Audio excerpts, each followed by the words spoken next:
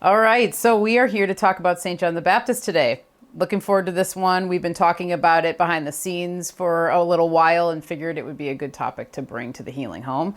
So we're going to talk about St. John the Baptist himself, some of his lore, some of the esoteric symbolism behind him, and his everything that we've heard about him, the stories. We're also going to talk about St. John's wort, the plant though, and why it is associated with St. John, why it's associated with this time of the year. And particularly now we are just a few weeks past the summer solstice, and this is a plant of the summer solstice, as many people know. So it's been thriving this year. It's a really good season for it in our garden and in the surrounding areas. So I know too that you know a lot about St. John and recently have been re-looking into this information. Right. So most people know who you are. You are my man, Mario, of Symbolic Studies. So as always, glad to have you here and want to just hear what you have to say about all this stuff behind St. John. Yeah, he's a fascinating figure. The lore and mythology is very, very intriguing. And we kind of, with St. John's wort, here and there we've talked about St. John and some of the things that he's associated with, the beheading of St. John, how that relates to St. John's wort. And I would say over the last year, though, in particular, I really have grown with my awareness of who he was and what he represented. And specifically, too, because I just did a whole entire full card breakdown. And I see that there's a lot of symbolism with the fool, the jester, the wild man, or the green savage, these sort of traveler archetypes. The modern clown is related to all of this, I would say, too, in a lot of different ways. And St. John the Baptist also has symbolism that relates to some of these figures. And so it's all just very, very interesting. And we were talking last night, and I basically mentioned, this is a huge, huge, deep weave. The St. John weave is very, very deep. And so there are still things I'm learning about it. I know you are too. And I'm kind of curious too, if there's people who have studied, his lore and everything else. I would love to hear people's comments about him and how it relates to what we're talking about today, because I realize that I've gone down certain paths, but I know there's new paths, to sort of explore with everything.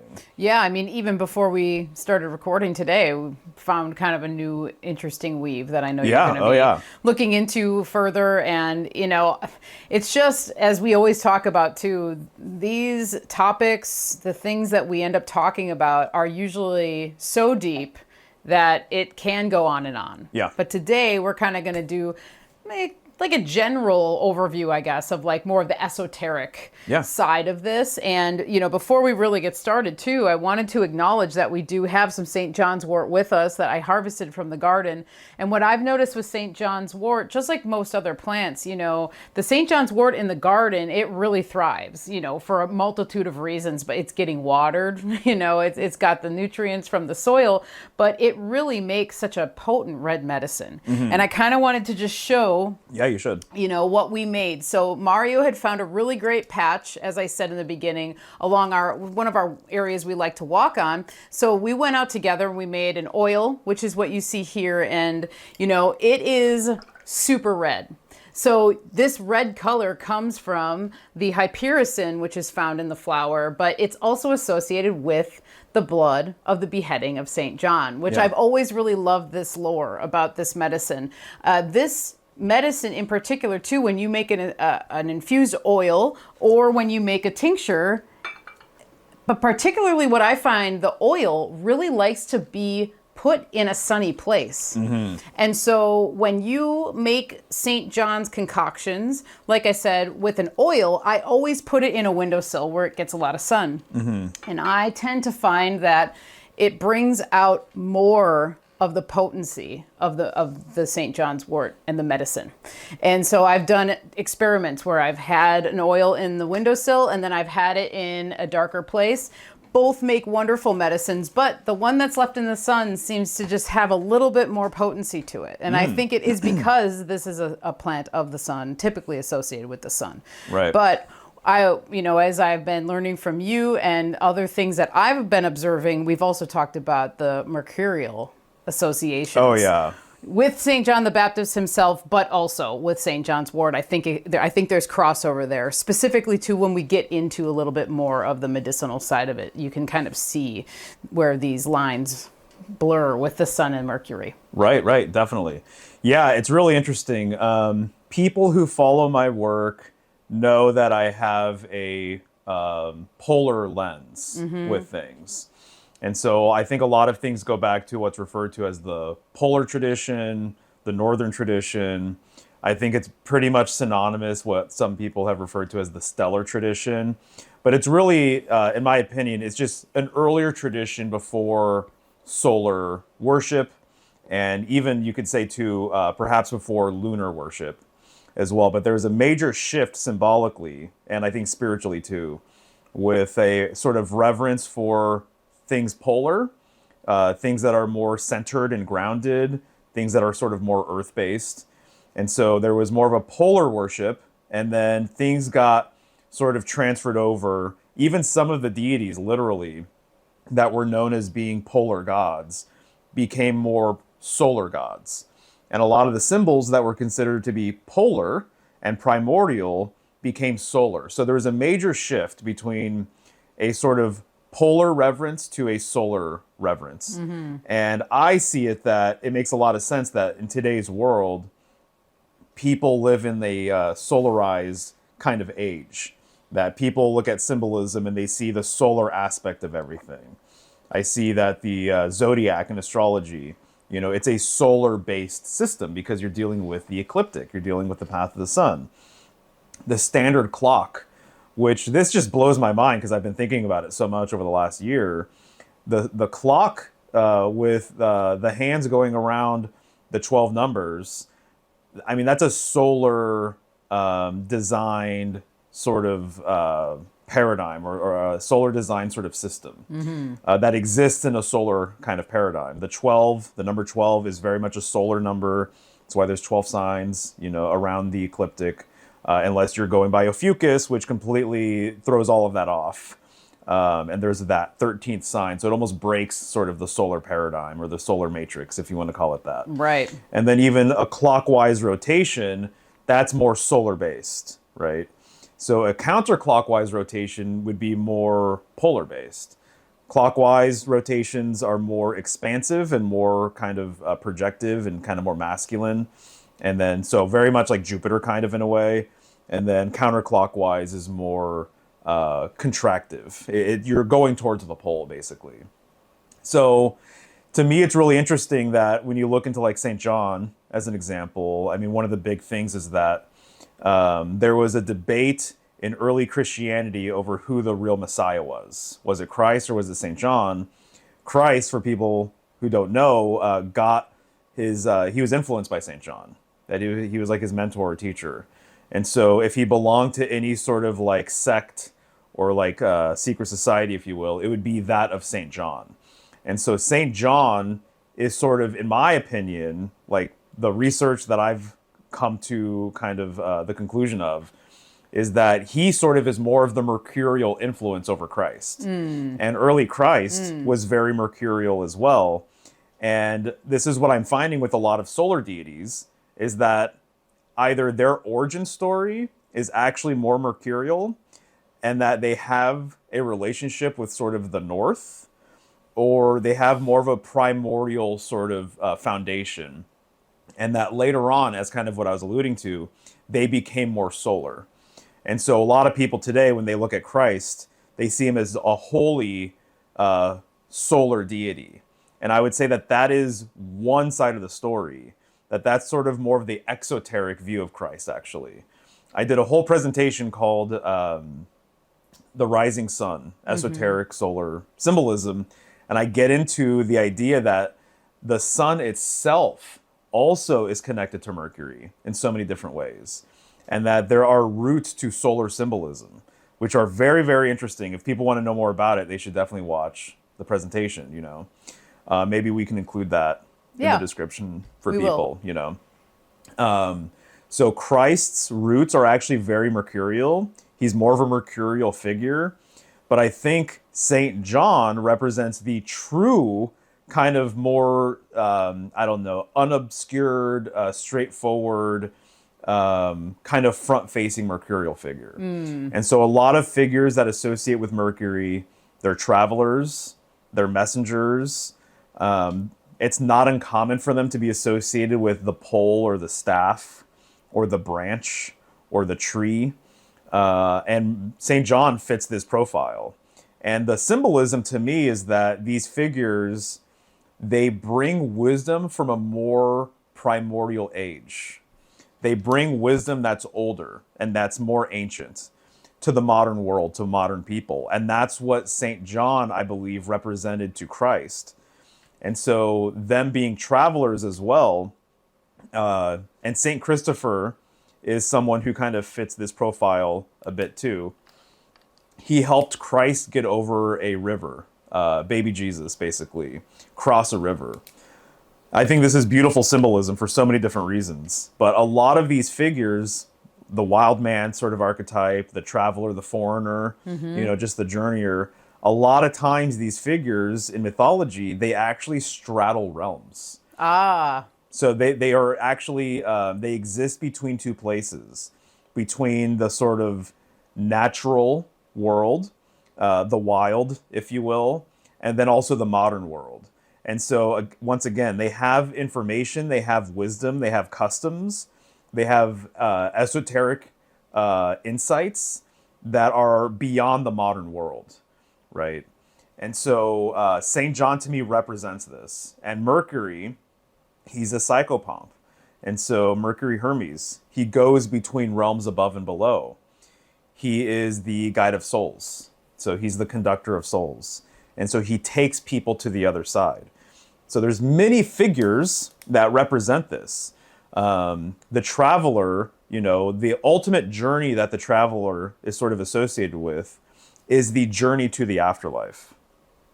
And so it makes all the sense in the world to me that these figures would be associated with the pole or the staff. And you're going to find that the fool always has a pole with him. The pole is really such a mind-blowing symbol, object, because it's so ancient, it's so primordial, and it represents so many different things. And so in my Fool card, Symbolic Secrets episode, I talk about that.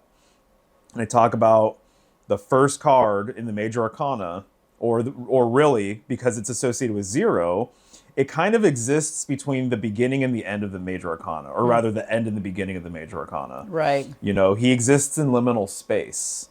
And so that's what Mercury and mercurial symbolism always represents too. He's in between places. He's in between spaces, right? So in that way, to me, it makes a lot of sense that Mercury has even been used as a metaphor for ether or spirit itself, because it's what exists between everything.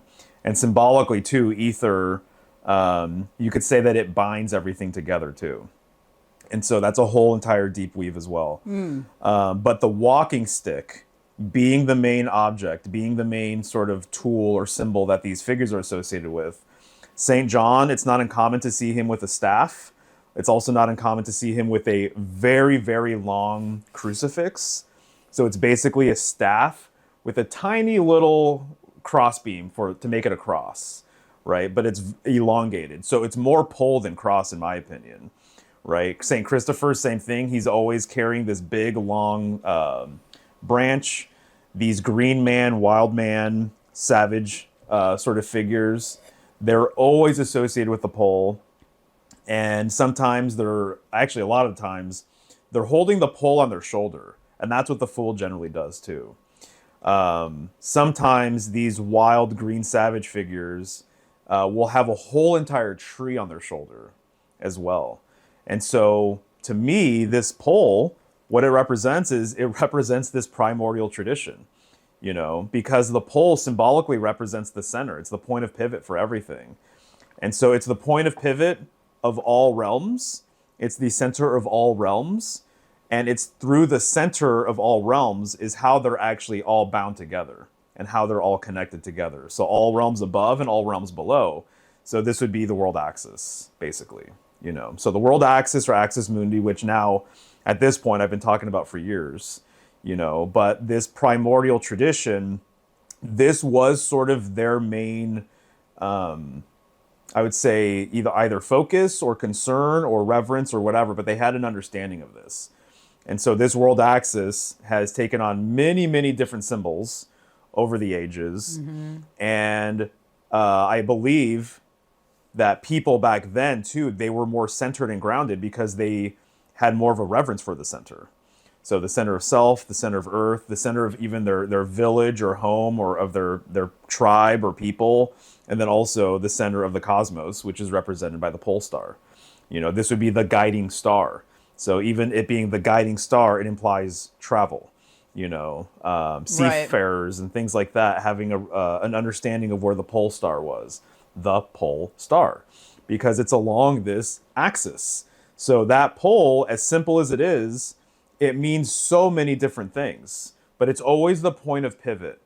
And, the hermit, he always carries a staff. The hermit is traveling at night, And so he, too, is very much related to Mercury. Virgo corresponds with the hermit card, and Virgo is ruled by Mercury, the planet.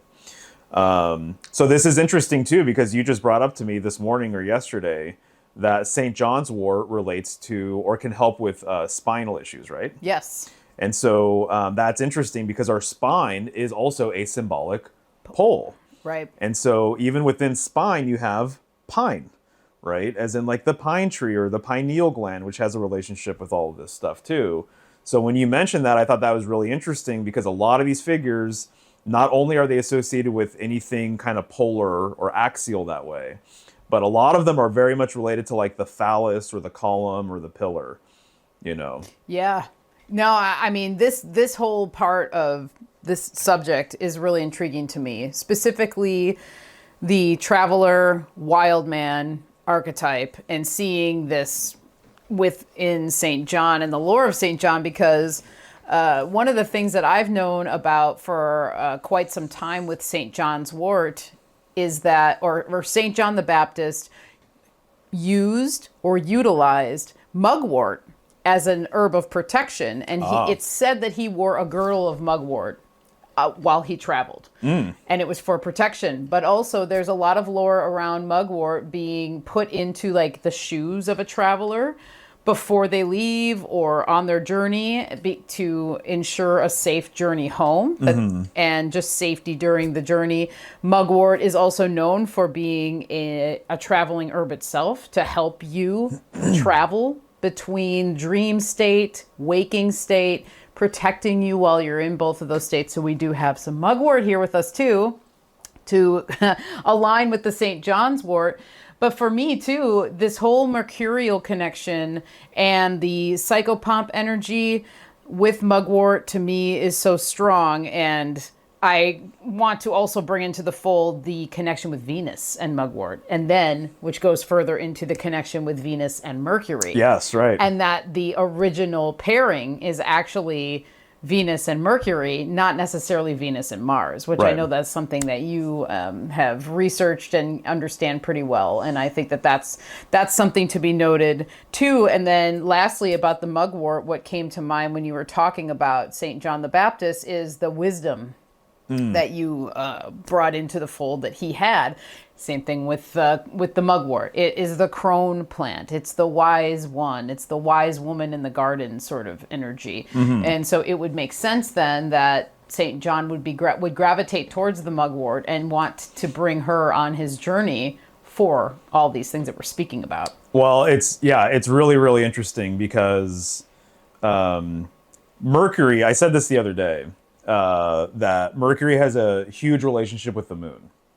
And so the moon is something that we've talked about lately, and we both agree that the sort of current understanding of the moon, or like the sort of story that most people have about the moon in modern times, kind of isn't complete. Like there's something missing, or there's something kind of off about the moon itself and its lore and what's going on there. And if people have never heard this before, I mean, one of the things with symbolism and mythology is kind of understanding that there's such a thing as symbolic transference, And then there's also just the evolution of a sign or the evolution of a constellation or whatever.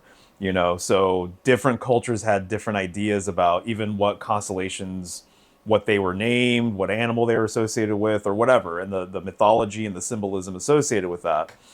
And so it seems like the moon, a lot of symbolism attached to the moon today, it seems as though a lot of that maybe was attached to Venus at one point. Yes. And that Venus was more of like the feminine sort of luminary, and that the moon kind of, some of that energy was sort of transferred over to the moon at some point. Yes. Right? Yeah.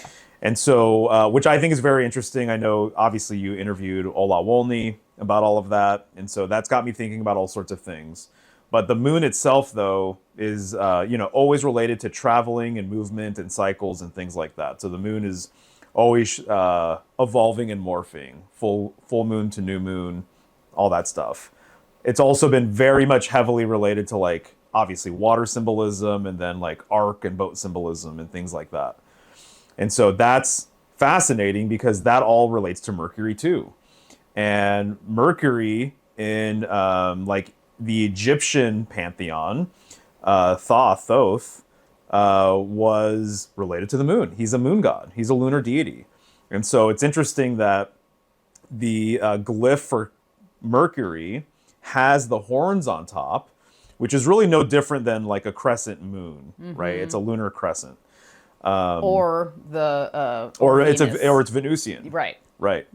And so if you remove those horns, you now have the glyph for Venus. And so Mercury being the true consort, true partner of Venus, to me makes a lot of sense more than Mars does.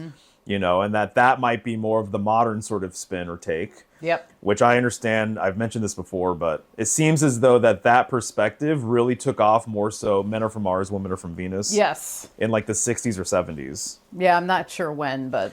And so it's more modern, basically. Yes. And so when you look at Mercury and you look at Venus, to me, I see that pairing as being very, complementary and makes a lot of sense, even just by looking at the glyph for each one, and so to your point, basically. But St. John being a traveler and Mercury also having a relationship with the moon and also a relationship to the sun. This is what I told you the other day. Right. Is that there is, for sure, polar symbolism associated with Mercury, lunar symbolism associated with Mercury, and solar symbolism related to Mercury. And that each one of these things is a huge weave. That the esoteric solar symbolism with Mercury is extremely deep, and it's potent, and it's meaningful, and it's interesting. The lunar thing, same thing, and the polar thing, same thing. So Mercury really, it's fascinating because he's very much associated with the three as well. So Hermes Trismegistus, the thrice great Hermes. 3 being like a magic number. 3 also having this relationship with tree. All you have to do is add an H, and then from tree, you now have 3. So there's a huge 33 also being a very mercurial sort of number as well. So there's a lot of stuff going on with Mercury with polar, lunar, and solar symbolism, basically. Like, it's almost like you can't really separate those things from Mercury itself because he embodies all of these things, which is another thing about Mercury, is that he associates with so many things. He's so fluid that it makes it kind of tricky to understand what he's really all about. But that's his power. Right. He's such a shapeshifter. He's so malleable. He's feminine and masculine. He's a traveler, so he's always going to and fro. And both of the first cards of the major arcana, the Fool card and the Magician card, heavily relate to Mercury in very, very significant ways. So St. John being a more mercurial figure, having a reverence for Mugwort, the moon being sort of the more common correspondence for Mugwort. Yes. Right? And then him using it for travel purposes, and then in the feet as well. That's really interesting too, because, our feet correspond with Pisces. And then Pisces generally corresponds with the moon card. Right, and the subconscious. Yeah. The dream realm. Totally. And all these things, and water, obviously. I want you to finish if you had another thought. No, feel free. Okay, because I think if let's transition towards the beheading Okay. if we can. Yeah, sure. Because I think that there's some interesting things going on between the elements of the beheading. Why was he beheaded?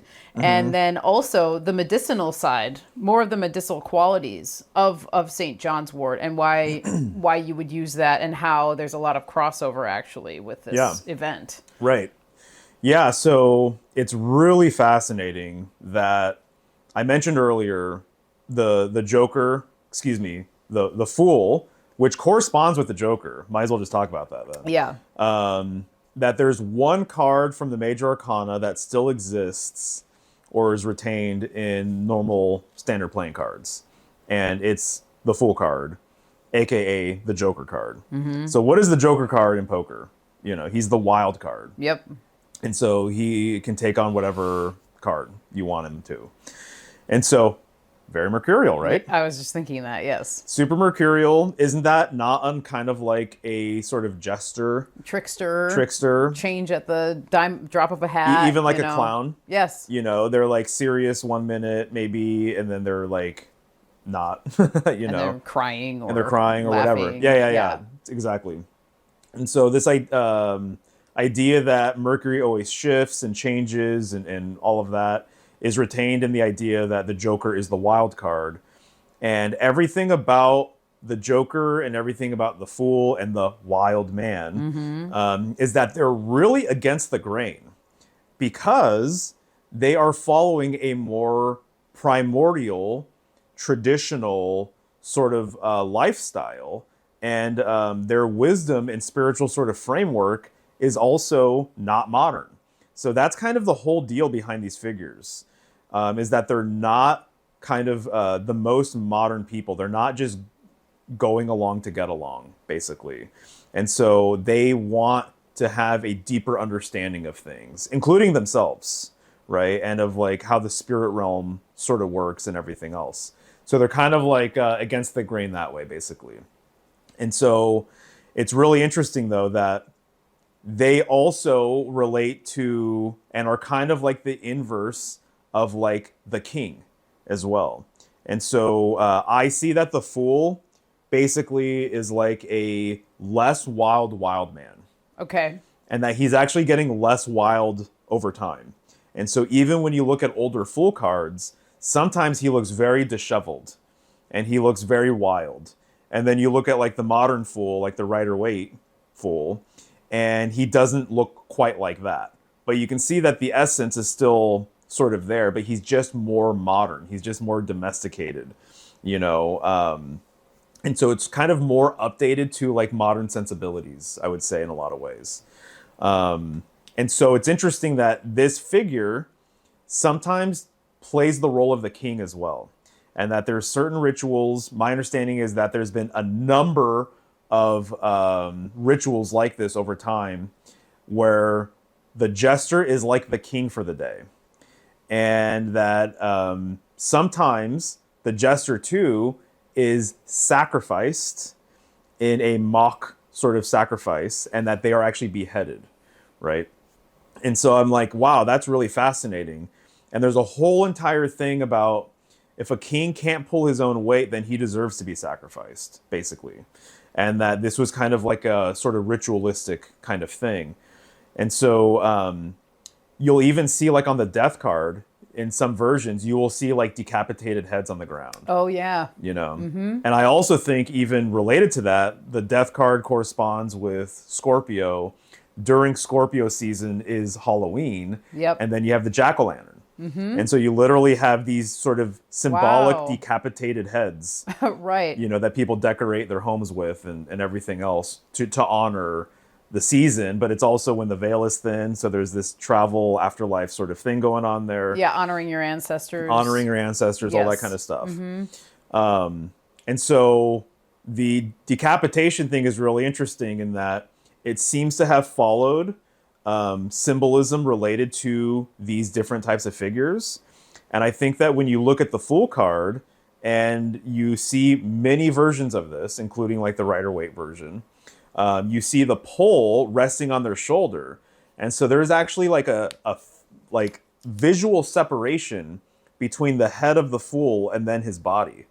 And so this to me is ever so slightly alluding to this decapitation sort of concept or idea, basically. Okay. And so I'm not surprised that St. John, that was his fate as well, now that I understand some of the symbolism a lot better. One thing I'll say too about the Fool card is that I have at least one or two versions in my like personal collection. And you're going to see this in older versions more so, less so in newer versions of the Fool card. But the jester, the Fool, will sometimes hold a pole, like a wand, and at the very end of the wand, you see a little head, and that it's a little head that's sort of like him, you know, so it's like a mini-me sort of thing. And that this was a common tool for jesters and clowns and things like that early on, and because you kind of have like a little puppet. Mm-hmm. And so you have a character you can talk to, you can do like plays or skits or comedy routines or whatever, but then also this puppet too, he can do things that you can't do. And so he's kind of like just like a normal ventriloquist, right? Yeah. Where like the puppet can say things that they can't say. And so because they're just the puppet. And so they would do the same thing with these little figures. So I'll include some photos. Yes. With gestures and clowns having this sort of puppet thing around. And so isn't it interesting? What is that symbol or tool or object? It's a pole, and then there's a head on the pole, right? I even have some tarot cards where they're making a subliminal reference to this, where it's like a king and he's at the end of a symbolic pole. His head is at the end of a symbolic pole. And so this object is really fascinating because I don't know too many people who have discussed it or broken it down symbolically, but there's like a tradition or history here with these types of figures and the head itself, a decapitated head, a severed head, whether it's playful or serious or whatever, right? And so with St. John the Baptist, he was literally, well, if you were to believe these storylines, he was decapitated. This is the lore mythology, right? That he was decapitated, and he was decapitated apparently for basically disapproving of the king's actions at the time. So the king, having divorced his wife, and then got with his sister-in-law. So he's getting with someone in the family. St. John did not approve of that. And apparently he was decapitated for that reason. But the real reason might be that he was just too powerful and that he had a following and people were following his word and that he could have created, you know, a revolt or revolution or whatever, because people were looking at him like that guy, like a messiah or something. And so he got decapitated, and then it said that the blood of St. John is like symbolically related to the red medicine. Yes. That's found in once you infuse this into an oil. Right. And so there's lore or potential historical arguments or facts to back up the idea that the Knights Templars, that they had St. John's head and that they used it for basically divination purposes, and that this idea of an oracular skull is like a deep weave too. And so people using skulls for divination, and so the skull would speak to them and give them you know, basically interpretations or readings or insights or whatever they're doing with it. And it's really interesting because several people throughout sort of the years have said that this idea of an oracular skull, well, one, if you have a powerful skull, then that would mean that the magic would be even more potent, right? So having the head of St. John the Baptist would be insane.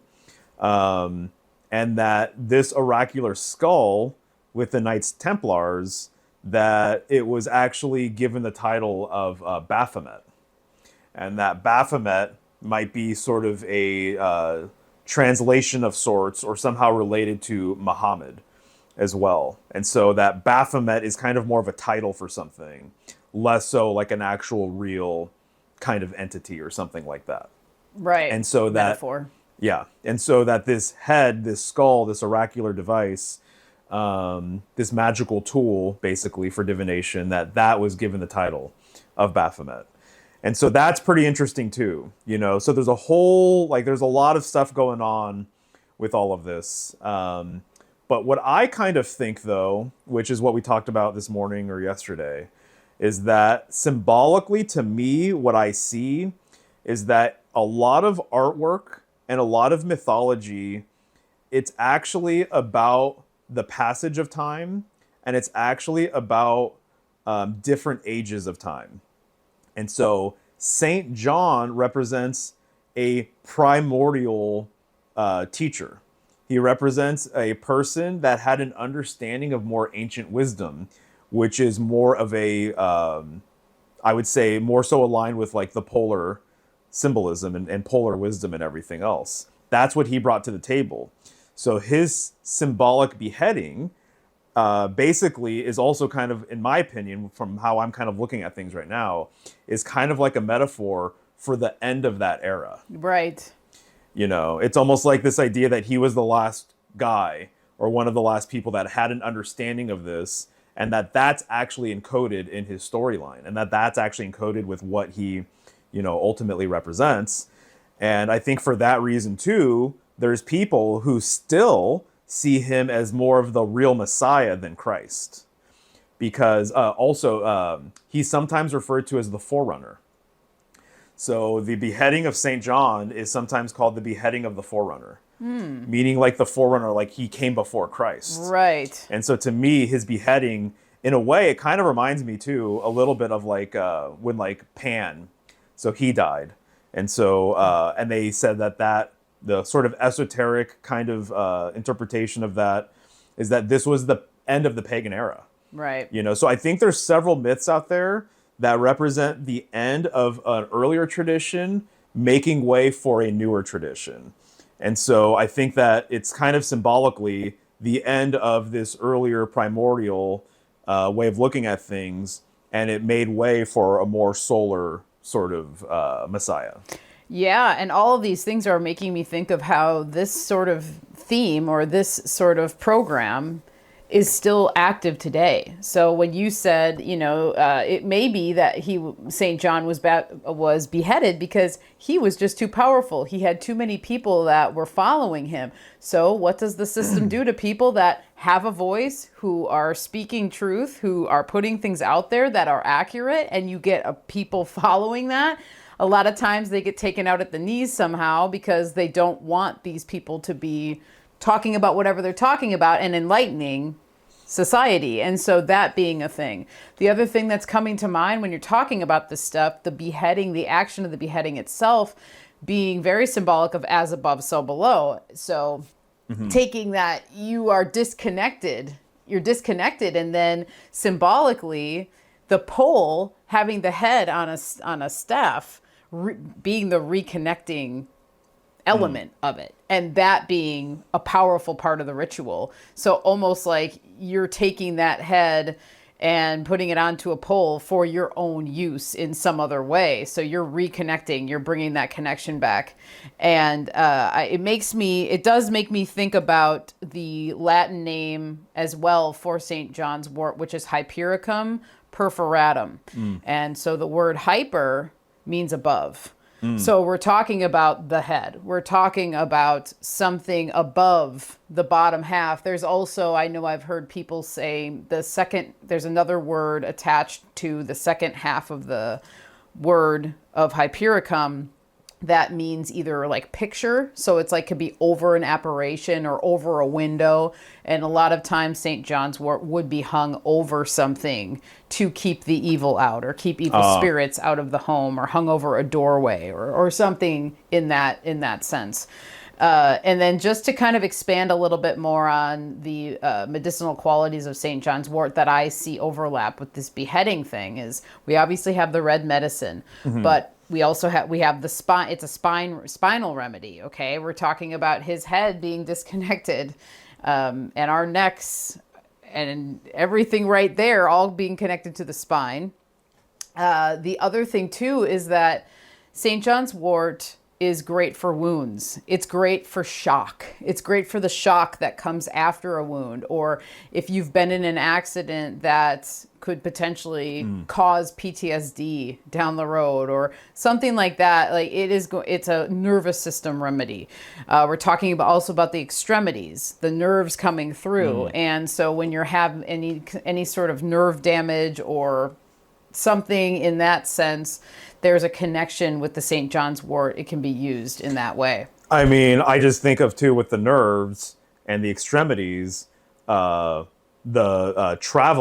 to the extremities. Right. To the extremes. Yep. And then nerves, and then what they do, how it's like a communication system. Yes. So the travel. Yes. And so of the sensations or the signals and stuff. No. So. Yep. No, definitely. And I mean, I feel like there's also something to be said about the very common understanding of St. John's wort as a remedy is for depression. That's what you're that's right. Basically, if you look it up on Google, it's usually going to be the first thing is that St. John's wort is great for depression, which it is. Mild depression, seasonal affective disorder, anxiety, anything like that, it will come through and soothe that. But what's more depressing than being beheaded? I mean, come on, let's get real here. So it's like, I see that weave and I think, wow, is that one of the reasons why it's actually even associated with being a remedy for depression?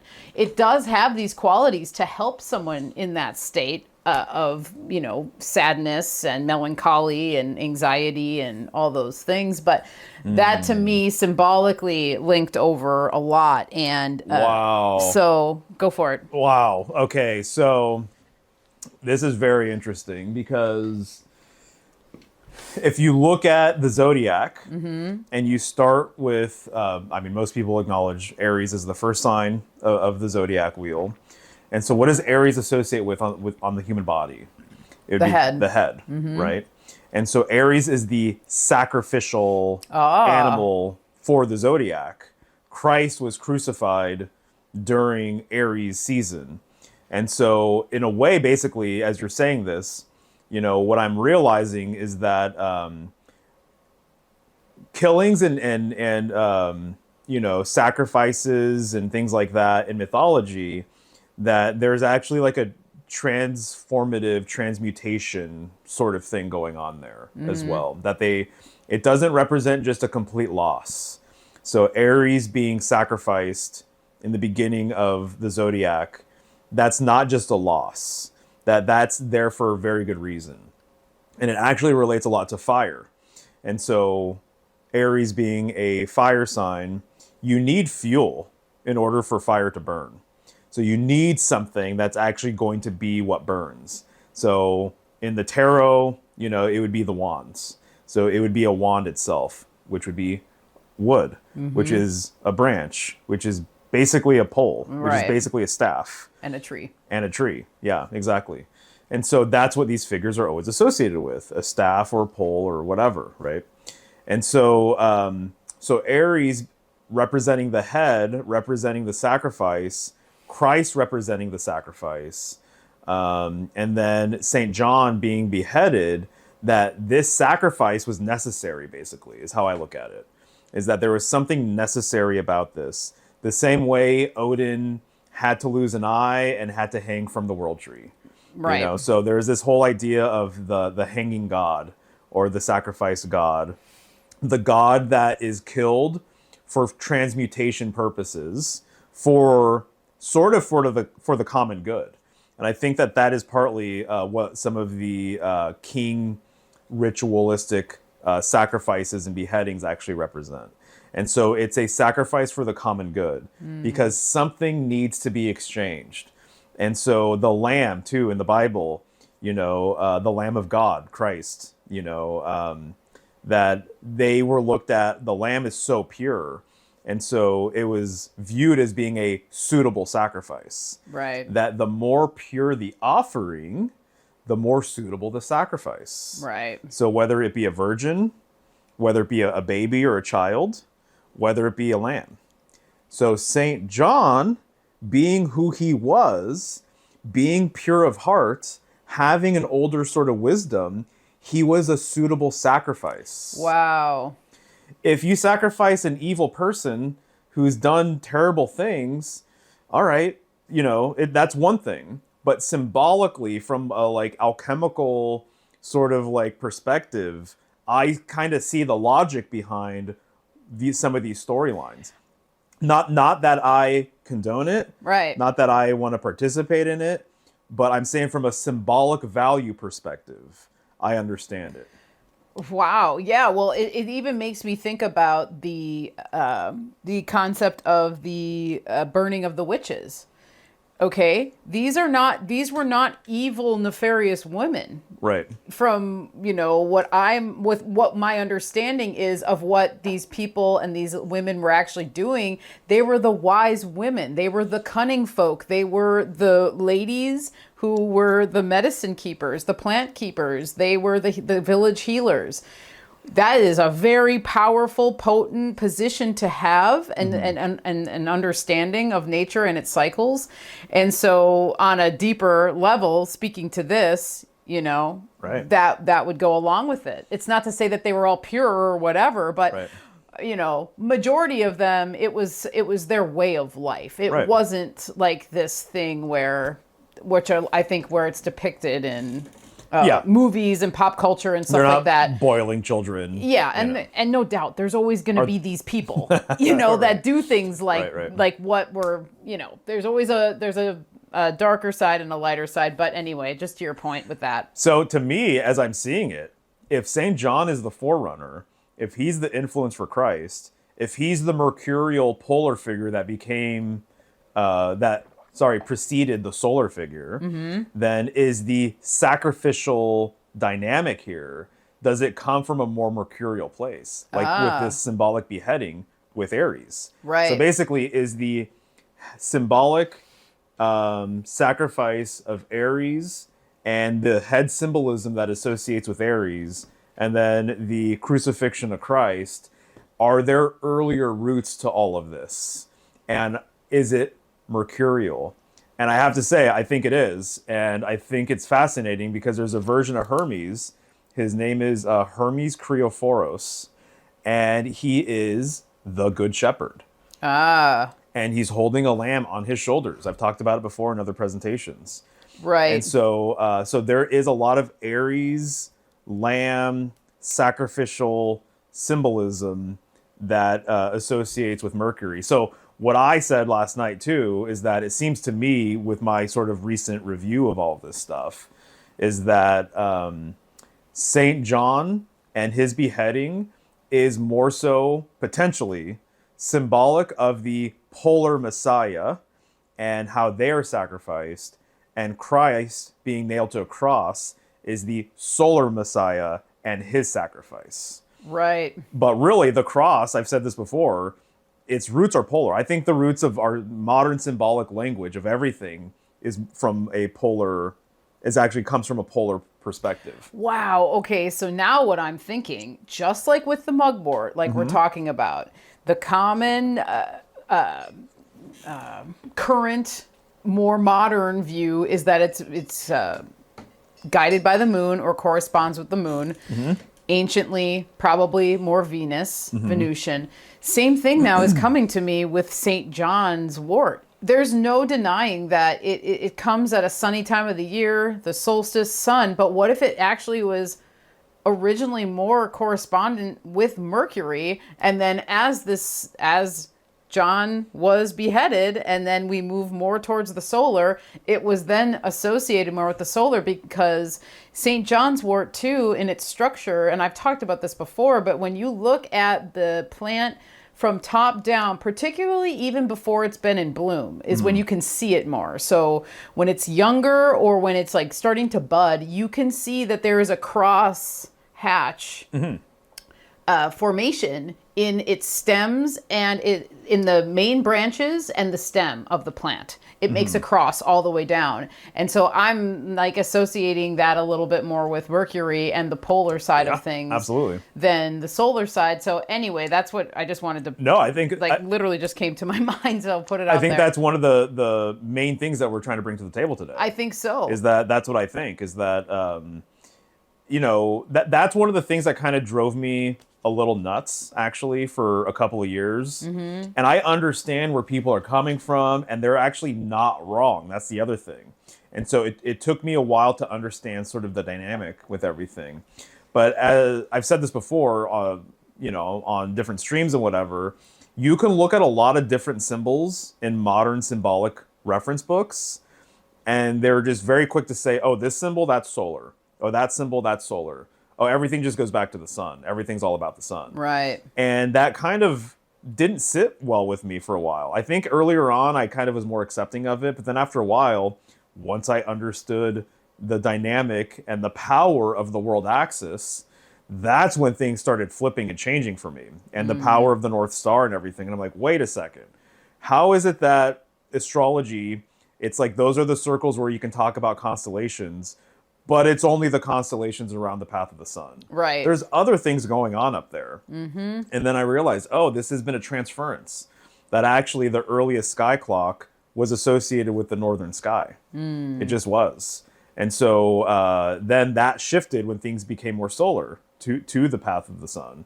And so, but the symbolism for those constellations come from the north, And so, so that to me is very interesting. So, literally, like the roots of a lot of solar symbolism, seemingly just solar symbolism, when you dive even deeper, there is a hidden, veiled, more esoteric, polar foundation to a lot of those symbols. And this is just another example of so many examples that I've come across over the last few years. It makes so much sense. And I find too, when I'm looking at the St. John's wort flower, and I've thought this before, but it's a 5-pointed star too. There's 5 petals, and it has these beautiful pistils that stick out, and it's very eye-catching, but it looks like a starburst as well. Right. And we can probably throw some images in so people can actually see like a close-up shot of a St. John's wort flower. But to me too, it makes me think of the North Star as well. And I know that you can't just always anything that is a star or anything, and we're not trying to be that way either, but it's like it's very hard to deny these connections once you start thinking about and realizing these things. And that we've said it so many times, and many people will say this all the time, is that we live in an inverted world. We live in an inverted realm. And so it's important to just realize that this goes throughout mythology and all the stories that we've been told and everything that's been told to us, that it is this way. It's all up for debate. So in my opinion, just real quick about the 5-pointed petaled flower there, is 2 things. One, it's that the 5-pointed star is incredibly powerful. I did a presentation called the Pentagram, where I get into the mathematics of the pentacle. Yeah.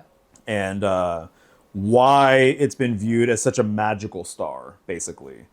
And it's essentially, and this is just me paraphrasing, obviously, but like the mathematics, the sacred geometry, how it encodes the golden spiral, basically. Its relationship to the number 5, 5 appendages, 5 fingers. Yep. Yeah. 5 being related to the 5th element, spirit. So spirit, ether. That basically the 5-pointed star or the 5-petaled flower, it really, to me, symbolically, it exists between the physical and the physical and the spiritual planes. It exists between like 3D reality and the etheric sort of realms. And that's what it's basically encoding, because the math suggests that, the sacred geometry suggests that, the golden spiral suggests all of this stuff. When you really start breaking down the different ratios that are, within the pentagram. And so it's viewed as being sort of a bridge symbolically between the above and the below, between earth and the heavenly realms. And so in that way, it's really interesting that the 5th card in the major arcana is the Hierophant. The Hierophant is the bridge between earth and these higher realms as well. That's why he sits between 2 pillars, because he's like the guardian of the gate to the other side. And so symbolically, as it relates to the Pope's full title is Pontifex Maximus, the ultimate bridge builder. He's the bridge between the people and God, symbolically. That's another way of looking at it. Excuse me. And so the 5 relates to this, and the Hierophant corresponds with Taurus. And so, thank you. And so Taurus is ruled by Venus. And so Venus, over the course of 8 years, makes a 5-pointed star in the heavens. And so arguably, there is a 5-pointed star correspondence with Venus, and whenever you see it, it's actually a Venusian thing. Right. And so if somebody's wearing a pentacle, they may not even know that they are wearing a Venusian sort of symbol.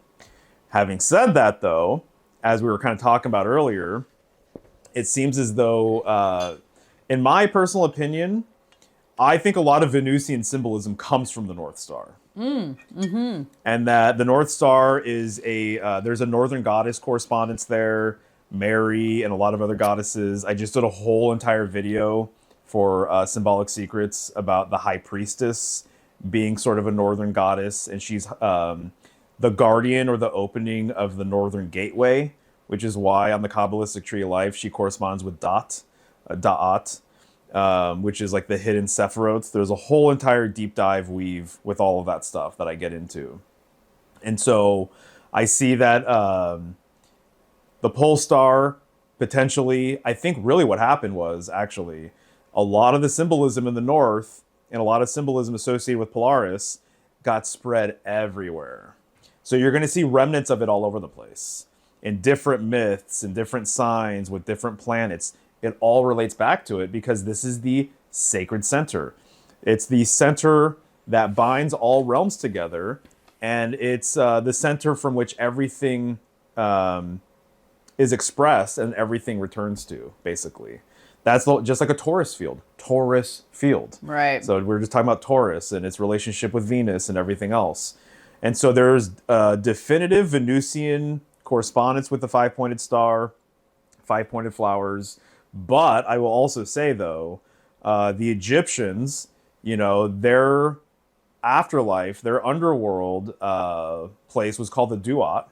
And the entry to the Duat was indicated with a 5-pointed star. Ah. And that to me, that's just the north. Wow. It's the northern sky, which to your point, the pole star. Right. So there's a lot of overlap between all of these different things here. So I could see the polar, Polaris reference there. I could also see the Venusian reference. But everything, once again, this is the main thing. Everything emanates and returns to the same place. The world axis is that center that basically is the bridge or the stairway, the pillar or the post or the staff or the walking stick that literally spans the distance between all that is above with all that is below, basically. Wow. Right. Yeah. Man, I really love this weave, and I feel like a lot of the same themes are coming up the as above, so below with the beheading, all of that. I mean, it's pretty incredible. And one of the other things that came to mind with all of this stuff and thinking about this myth of St. John being beheaded and him being more of a, he was a messiah. People looked up to him. He wasn't afraid to probably speak out about being against the king's actions, having more integrity about him. And I think one of the things the medicine of St. John's wort that is good for is helping you to be fearless when you feel fear. When you've gone through something that might be generating fear within you or making you feel anxious. That's a great point. And that goes back to the spine and, Having a backbone. Something you actually stand for. Yep. Something you believe in. Yep. Which this is what the world axis represents too. Yeah. It makes you centered. Yes. And you are grounded.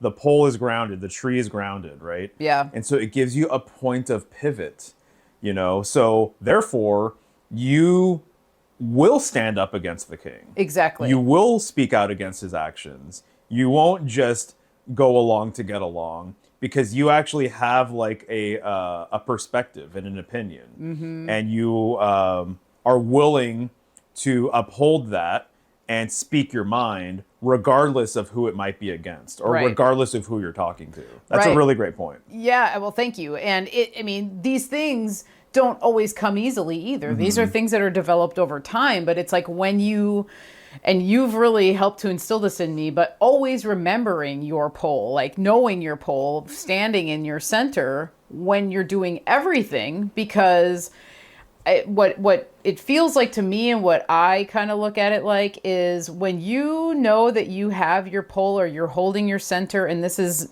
metaphorical too, you are more confident in anything you do, whether that's walking into the grocery store or having a hard conversation. It doesn't matter if you have that integrity about yourself and you can see how a person carries themselves, that comes through. Right. So someone that's more hunched over or their posture isn't as good, it's not to say that you can't take them seriously or something, but when somebody walks up to you or you meet someone and they have a nice posture, they're upright, they seem strong, they're holding their selves accountable for the energy they're putting out there, there's a confidence that you have when you talk to a person in that way. And it can be used to mislead you too. All of these things can be used for good and can be used for not so good.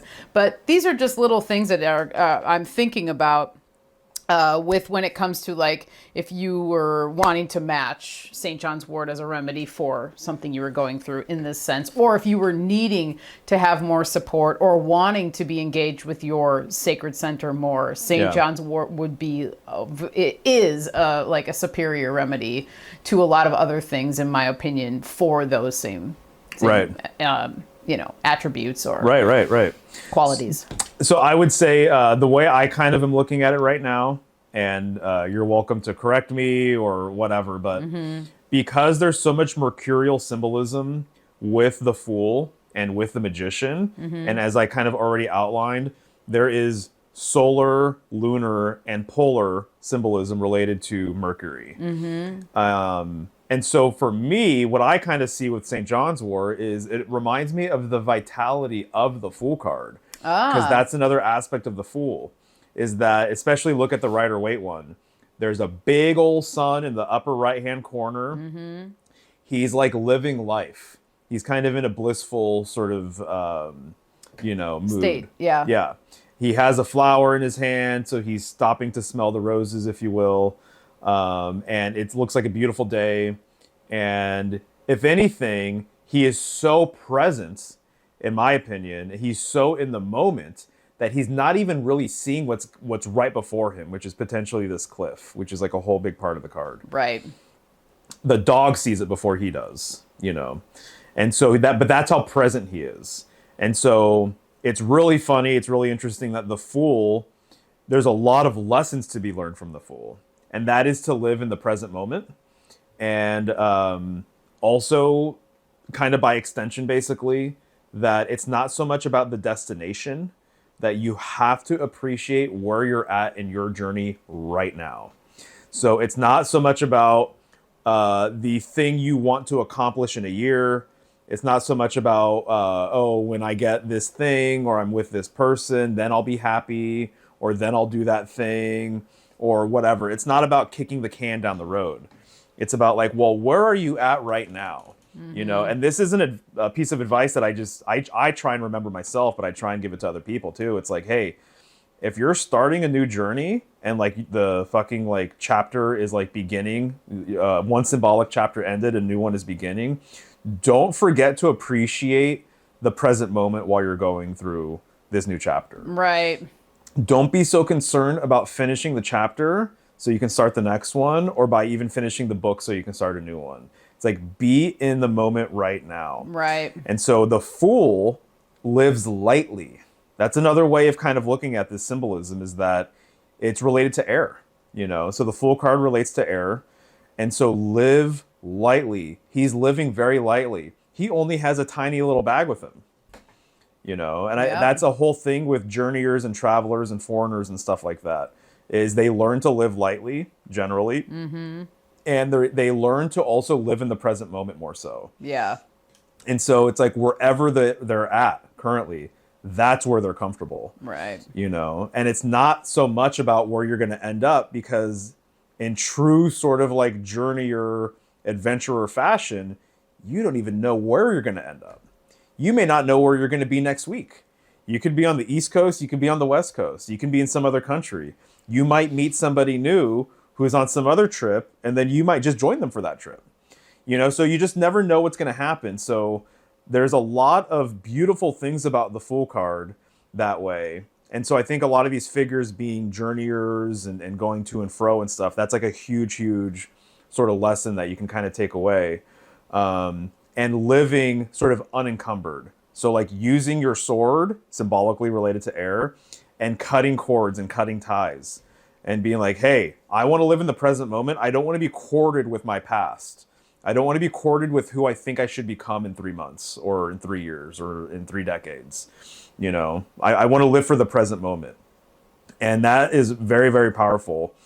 And so the other thing I think that's worth mentioning with that is that it's kind of a thing where you basically, I think that maybe you become so wise at a certain point that you learn to not take anything seriously.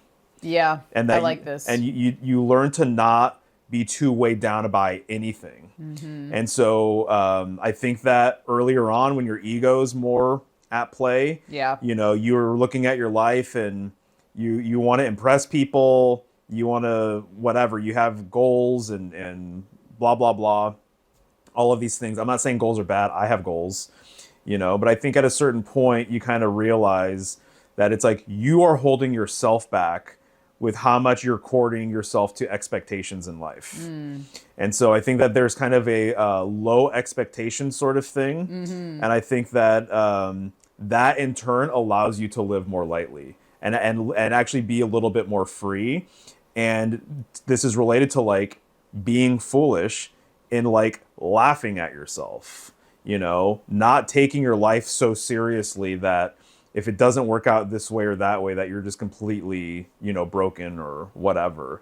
And so I think the Fool has something to do with that too, of being able to just kind of like take things as they come and just be more joyful sort of in your life and appreciate what's actually going on right now. Because we can all get in our own heads and basically get into that sort of negative spiral of things, and that there's suddenly not enough. But the Fool kind of realizes, I think it's like, oh no, there's like plenty. yeah, I have everything I need right now.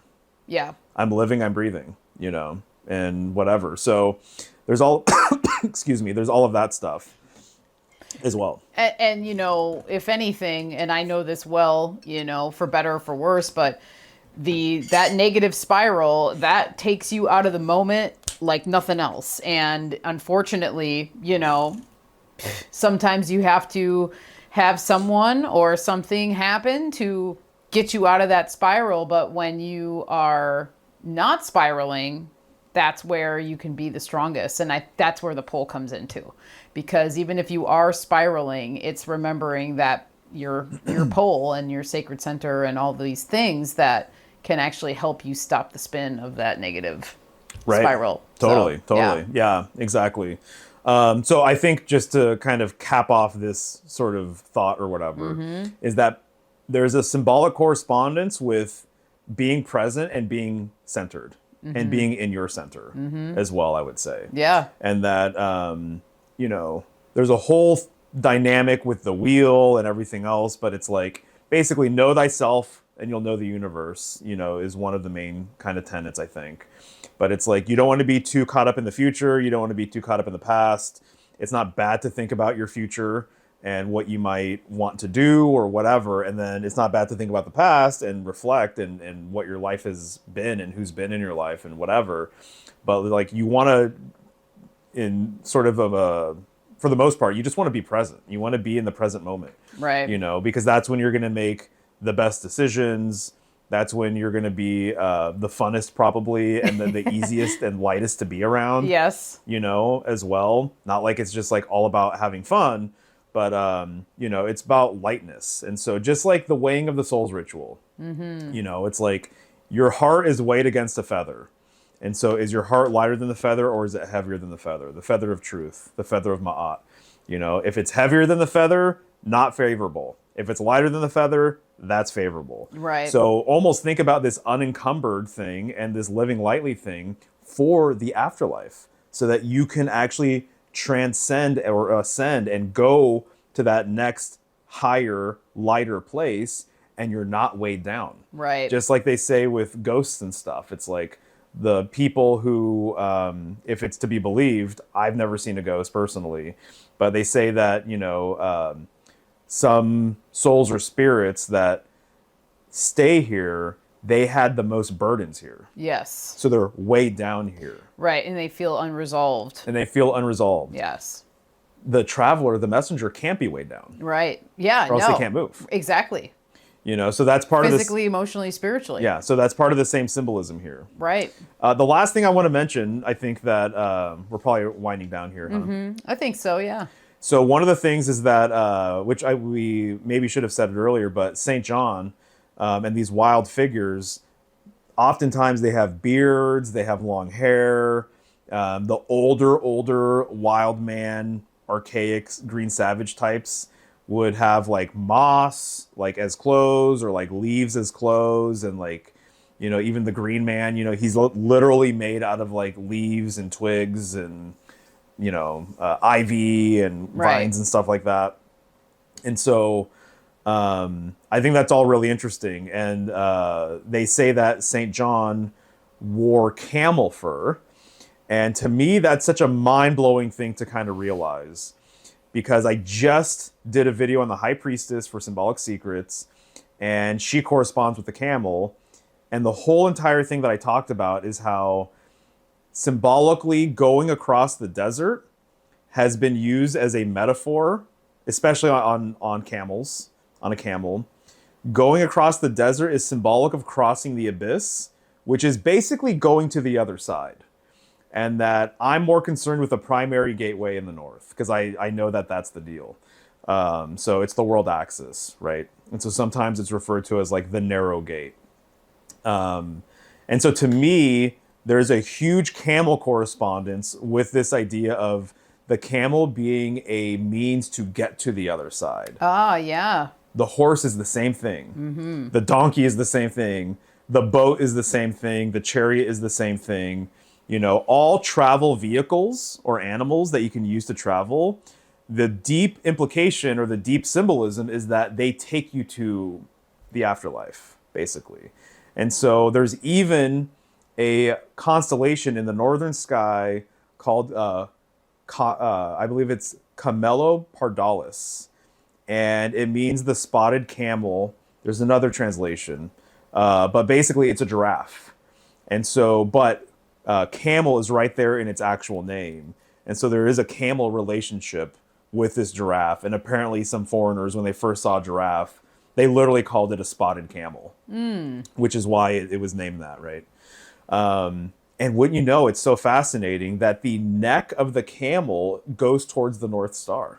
Wow. And so we're talking about the spine. Yep. We're talking about the head symbolism, the camel that takes you to the other side. This is our chakra highway. Yeah. Kundalini rising. Yeah, exactly. You know, all these things. Right. So there's even more stuff about that, but, you know, maybe we can get into it another time. But it's all very much woven together. And so when I see St. John wearing camel fur, That's not a coincidence. That's not, just by happenstance or whatever. There's like deep, deep symbolism related to that. And there's deep northern symbolism related to that. Wow. Yeah. I mean, I feel like even after doing this show, I feel like we could even do a part 2 at some point. I mean, that's what's coming to me right now of knowing that this one is a really deep weave, and totally. There's so much to talk about. And as always bringing it, babe. So thank you for that. And if you have anything else that you wanted to end with, I know the camel fur you wanted to bring up, but